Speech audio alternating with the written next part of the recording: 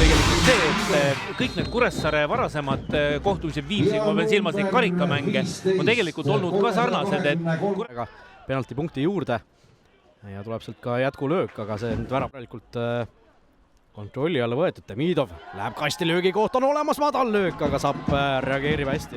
Nii-öelda rahuliku ründe asendid sisse, ja võidab ka hästi palli. Ja nüüd on ootlik, väga ootlik, siit tuleb sööt, Raivo Saar lööb ja Nõmm võtab selle ära. Ja mitte üritab seal vastast tasakaalust välja viia ja peaaegu saabki seal palli kätte ja saab nüüd Kuressaare palli kätte, oi kui ootlik ja oi! Talu. Tuleb Varbo vahele ja nüüd natukene ootlikult Sinilaid klaarib, nüüd on veel Tammeveskil pall ees, aga sealt korralikku lööki ei tule natukene. Tal tegelikult oli võimalik minna jalgadesse seda palli püüdma, aga ta ei tahtnud seda riski võtta lihtsalt. Aga nüüd uuesti ootlik ja väga ootlik Viimsil. Veel üks Murage löök ja rabiseb latti. Vaatame selle olukorra ära, Murage kastis. Madal sööt, aga see on löögiks. Nagu Nõmme, nagu suurtes jalgpalli ka vähe ja neil on eesnimed ja perekonnanimed. Aga siin vaatame selle olukorra ära, tuleb löök, aga see on otse Sapile sülle. Ja eriti ülemineku mängudel, eks ju, kus tegelikult oleme ju ajalooliselt näinud, et ega need vaatame siin Kivi väga lihtsalt see laseb selle duellil nüüd Kivile minna ja tuleb siit üks Kuressaarele, Andero Kivi, oma Saaremaa poiss lööb ära ja Kuressaare 2-0 kahe mängu kokku võttes.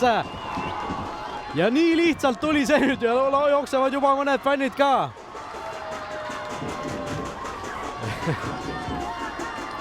Ma ütleks, et see on liiga vara. Natuke veel vara. Okei, värava tähistamine, jah.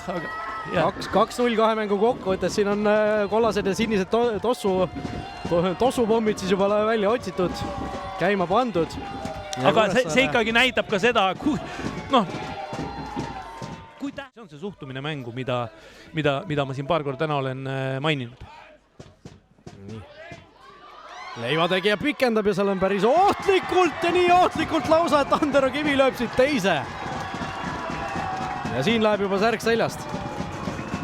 Kuressaare saab veel ühe kollase kaardi mehe juurde, aga see enam nii palju vist ei tähenda. Veerand tundi on veel jäänud, aga Kuressaare edu on nüüd 3 väravaline.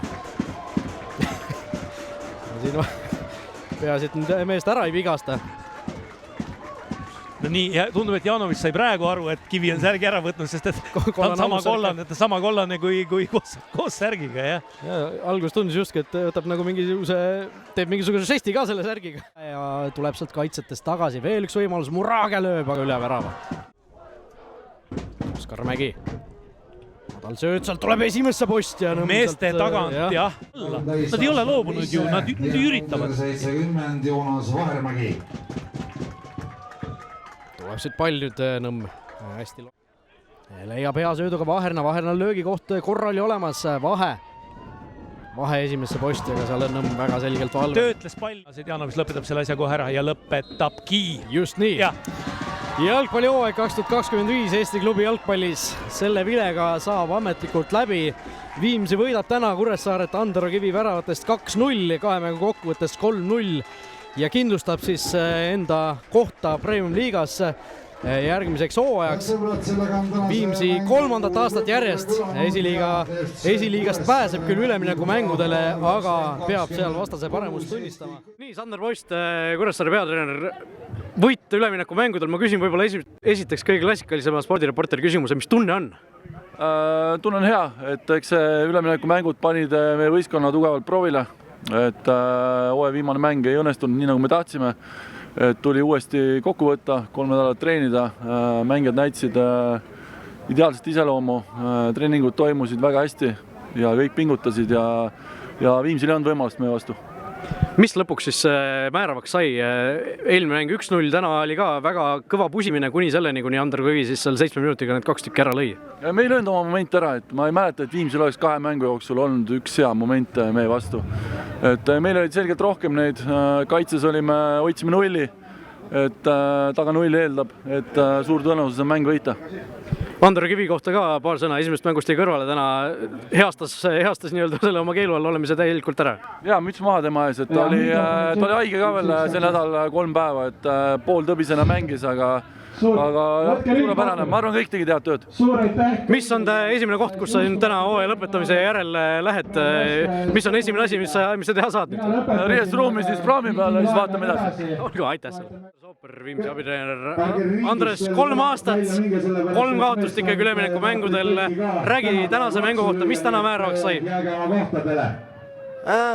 No kiirelt kokkuvõttes on jah, võib-olla päris põhjaliku analüüsi siin ei jõua teha, aga väravad said maksma, et nemad said 3, meie ei saanud kahjuks ühtegi, et ütleme ilu eest punkte ei anta, nii et võime öelda, kes siin parem oli võib-olla mingi palli hoidmises ja nii-öelda võimaluste tekitamiseks, aga kahjuks jah, Kure lõi need oma võimalused, mis neil tekkisid ära, et peame asjad ütlema mõnes mingis mõttes kindlasti.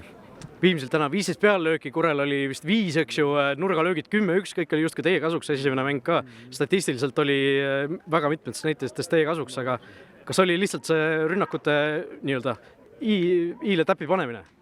Võib ju nii ka öelda, et ongi, kui ise ära lüüakse sulle, nagu on see vanasõnagi, aga jah, natuke kahju on kindlasti. Kui suur löök see nüüd meeskonnal klubil on, et seda Premier League'sse pääsu ei tulnud?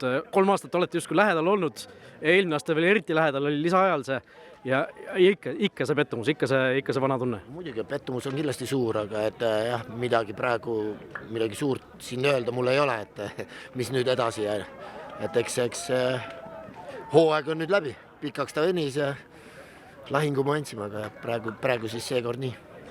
Mis sellel hooajal üldse tervikuna, milline hinne Viimsi meeskonnale panna? Et esiliigas teine koht jällegi 3 aastat järjest, eks ju, ülemineku mängudel ka korralik lahing, aga... Korralik hinne ikkagi, et mis siin ikka, et saime ju mängudele, andsime lahingu, täpselt, et tegelikult oligi, lihtsalt väravad jäid löömata, ütleme, nagu sa ütlesid, statistiliselt ju ka numbrid meie kasuks on ju, aga näed, väravaid ei tulnud, kus meil vaja oli neid väravaid saada. Järgmine aasta tuleb siis esiliiga võita, siis ei pea ülemineku mängudel tulema. Jah, täpselt nii. Olgu, aitäh sulle, Eedu. Kangelane täna, Andero Kivi, palju õnne ülemineku mängudel, võit Viimsi üle, võta see mäng tänan mäng ise oma sõnadega kokku, kuidas see täna niimoodi need asjad läksid? Aitäh, täna oli väga võitluslik mäng, et ma arvan, me olime väga hästi häälestatud mängule ja lõpptulemus ei oleta, selles suhtes numbrid ei oleta, et Kuressaare koht on kõrgliigas.